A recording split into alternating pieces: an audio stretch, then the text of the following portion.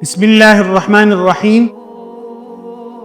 हमारा मौजू चल रहा है हवा के अहमियत के मुताल्लिक मैदा और अम्आ में। पिछले गुफ्तगू में हम बात कर चुके हैं अलामात के मुताल्लिक। आज हम गुफ्तगू करेंगे अहमियत के मुताल्लिक। मज़ीद तफसीलात जानने के लिए इस वीडियो के साथ जुड़े रहें। कायनात में जितनी अशिया पाई जाती हैं, चाहे वो जानदार हो या बेजान हो, सब की सब कैफियत की पैदावार है। जब इनके एटमों को फाड़ा जाता है तो आखिर में यही कैफियत अपनी असल हालत में जाहिर होती है। जिन मकामात पर इनका दबाव होता है वहाँ नफ़ा नुकसान की सूरतें पैदा हो जाती हैं। तिब में मिजाज और कैफियत का मतलब यही है कि कायनात के हर शे कैफियत से बनी हुई है। जो कैफियत किसी शे में ज्यादा है वही इसका मिजाज कहलाता है। यानी किसी शे में हवा ज्यादा है, किसी में हरारत और किसी में रतूबत ज्यादा है। जो अशिया खुश्क सर्द हैं इनमें हवा ज्यादा है, जिनमें गर्मी के साथ खुश्की मौजूद है इनमें आग या हरारत की कसरत पाई जाती है। जो अशिया तर्द सर्द के हामिल हैं इनमें पानी की कसरत है। अब जाहिर है कि जिस किस्म की भी अशिया इस्तेमाल की जाएंगी उस किस्म की चीजें जिस्म में पैदा होंगी। यानी जो चीजें आप इस्तेमाल करेंगे तो मिजाज भी वही बनेगा इंसानी जिस्म का।